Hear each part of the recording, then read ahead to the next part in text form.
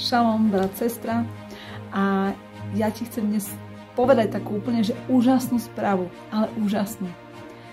Že ak veríš v Ježiša, tak si s ním spolu víťazom.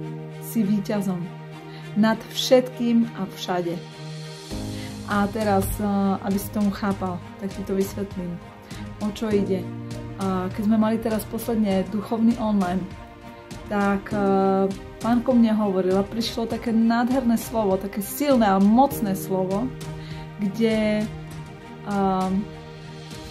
zdôraznil, že teda šiel za nás na kríž. To je jasné, to všetci vieme. Zobral všetky hriechy na seba, zobral všetko zlo na seba, všetky nemoci zobral na seba.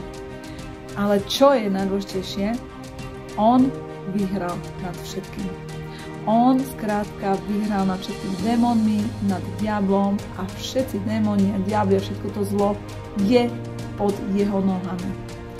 A teraz, čo je to dôležité uvedomenie, čo prišlo a na duchovnom online proste sa diali také mocné veci, kedy k tomu on ešte viac prehováral a proste tak do hĺbky. A vtedy povedal, že ty stojíš vedľa mňa.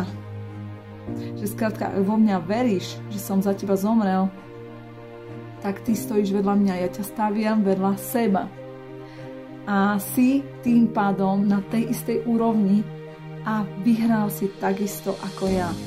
Nad démonmi a diablom a nad všetkými chorobami, nad všetkým.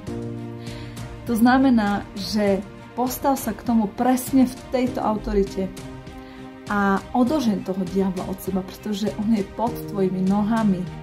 A ty si naozaj vyhral spolu s ním, si víťazom, takže wow, haleluja, proste vyberám si víťazstvo. Skrátka, on už to za mňa všetko vyhral dávno. A teraz si vezmi, že ak tvoja myseľ blúdi a proste máš pocit, že si obeťou, tak skrátka sa toho zriekni a vyber si tú cestu víťazstva. Vyber si tú cestu víťazstva, pretože je napísané: postavte sa diablovi a diabol od vás utečie. Takže je to len o tebe, ako si postavíš ty tú svoju myseľ, ako to ty príjmeš to víťazstvo. Ako sa do toho celého postavíš, aj keby sa okolo teba, ja neviem, padali kamene, aj keby sa čokoľvek dialo v tvojom živote ťažkého. Ak ty si vyberieš víťazstvo v Ježišovi, že proste skrátka príjmeš, že stojíš na tej istej úrovni ako Ježiš spolu s ním a si vyhral, tak skrátka môžu sa rúcať steny okolo teba a ty vo svojom vnútri budeš víťazom.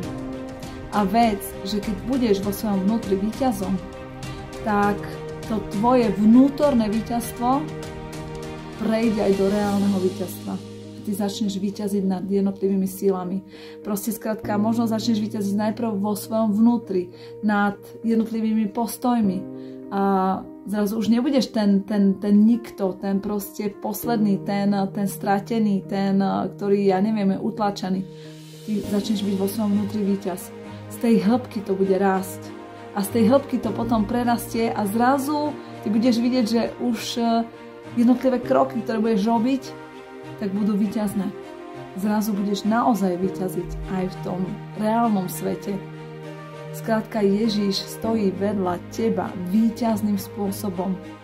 Halelúja, proste wow! Chápeš? Čo všetko ti Ježiš dáva? To sú pecky. A ja by som ti veľmi veľa rozprávala o tom, ako na mentoringu onlineovom pracujem hlbšie s tými ľuďmi a kde proste prichádza presne k takýmto oslobodzovaniam najprv a potom k tomu, že vlastne tá psychika prijíma to víťazstvo a že vlastne naozaj sa to víťazstvo začne prejavovať na ich životoch a oni majú zmenené životy a proste posúva sa zrazu, wow, Mariana, posúva sa mi táto oblasť, potom táto, wow, mne sa ten život začína skladať. Wow, halelúja, vďaka ti Ježiš. To sú mocné veci, vďaka za to. Amen.